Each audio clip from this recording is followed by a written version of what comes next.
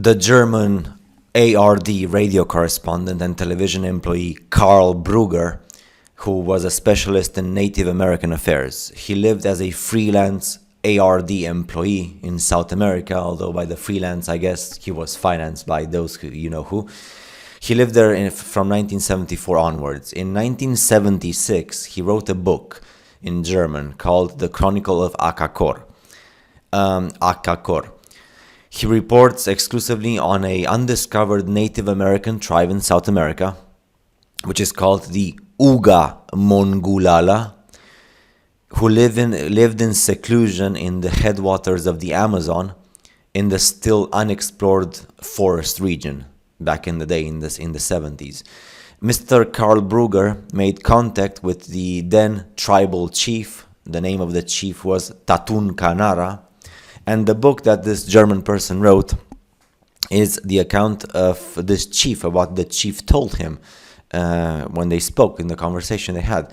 The chief of the tribe in South America, he told Mr. Brugger about how the gods, in plural, the gods who came to them, to the natives, about 15,000 years ago, they brought them culture built above and underground cities, which are the cities of Akakor and Akahim, and then the gods disappeared again 12,000 years ago, so the gods stayed with them during 3,000 years, and they disappeared with their celestial vehicles, what we call today UFOs, electric magnetic flying vehicles, and the gods promised to return to them one day.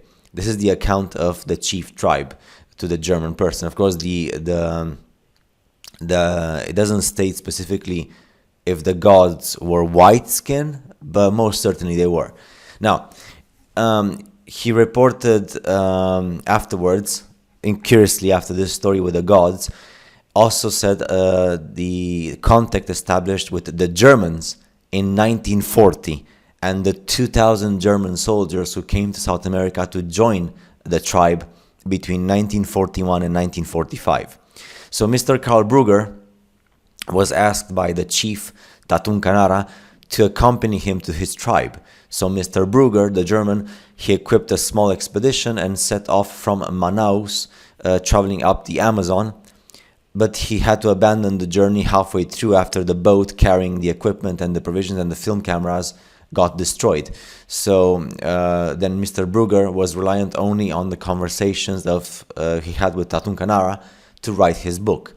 So in 1936, and this is the story, in 1936, the Native American tribe of Uga Mongulala, they fought against what the tribe described as the white invaders near Santa Maria on the Black River in the Amazon.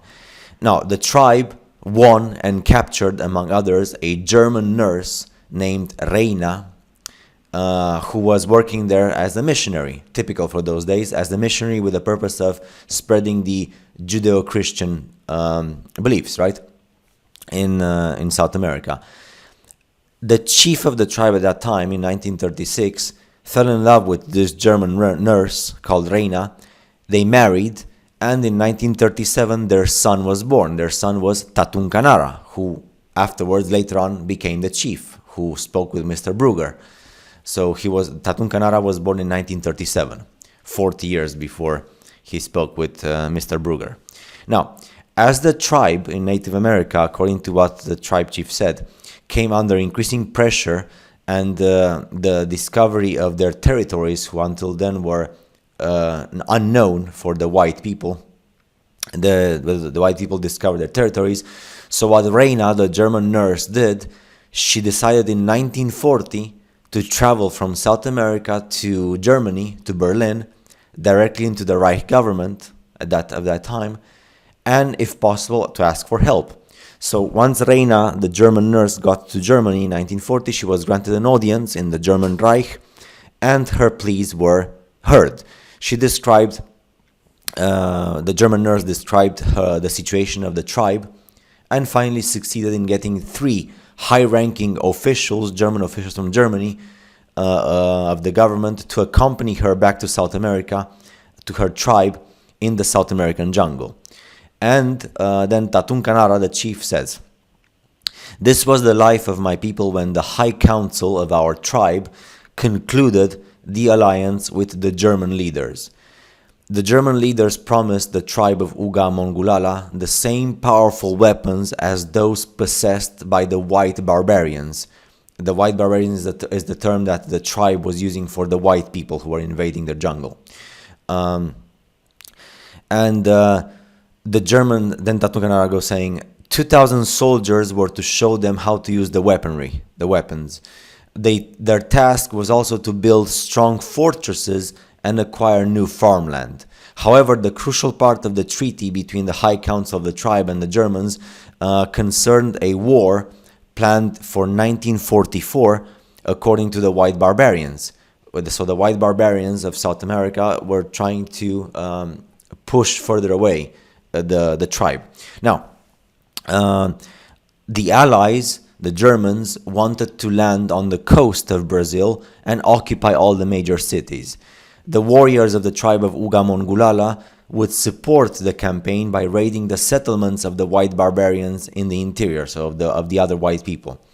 After an expected victory, the division of Brazil would be done into two territories. So that was planned. So the Germans planned the division of Brazil into two territories.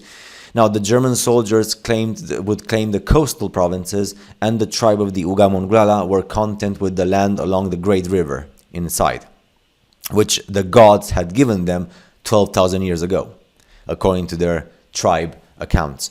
So this was the agreement between the High Council of the people of Akakor, the Native American tribe, and the leaders of Germany with 2,000 soldiers. Now, the first German soldiers crossed the borders of Akakor, doing this alliance, in the dry season of 1941. In the following years, more and more groups of people from Germany arrived until the agreed upon number of 2,000 people from Germany was reached. And in 1945, the last German soldiers, so in 1945 when the war came to an end, the last German soldiers reached the capital of the tribe of Uga Mongulala, but their contact was lost. So once they reached, the Germany knew that those people arrived in the tribe, and that's it. That was the last contact. The route taken by the last German soldiers from Germany to Akakor in South America is known because of the accounts. So their starting point was a city called Marseille, which is in France, of course. They had been told their destination was England by the leaders, but on the ship. And this is what the chief tribe was saying, on the ship which could move like a fish deep in the water. So the chief tribe did not understand the concept of a submarine. So the chief tribe said, oh, the Germans came on the ship which could move like a fish deep in the water. So a submarine, which is one of the many submarines that the Germans used to escape and to go to different places in the world. So once the Germans were on the submarine, they were told that their destination was not England, but it was this tribe in South America. And of course, they got there. We don't know what happened to them, but as you know, and this is public information, in Brazil, there's actually, I think there's a place called Florianopolis, and there's even like a full county where they speak German. They're independent, they're autonomous. Their lifestyle is German, their houses are German, everything is German, and the people are white with blue eyes, and they're Germans. So I guess those people in Brazil, there's several places in Brazil which are autonomous, completely autonomous, independent. They still form part of Brazil, but they have full autonomy. And they speak German. So I guess you understand why they speak German. Fascinating stuff, as you can see here, the story of this Native American tribe and the chief of the tribe was saying. And again, the chief of the tribe was saying, oh, the last Germans came here in a ship that could move like a fish deep in the water. Because for him, he didn't have the concept of a submarine. In the accounts of those people in the 1940s, they didn't understand what a submarine was. So as you can see here, the Germans and also the relation with the tribe and with the ancient gods, they were saying fascinating stuff. I'll give you more stories about the Germans after the Second World War in the future videos.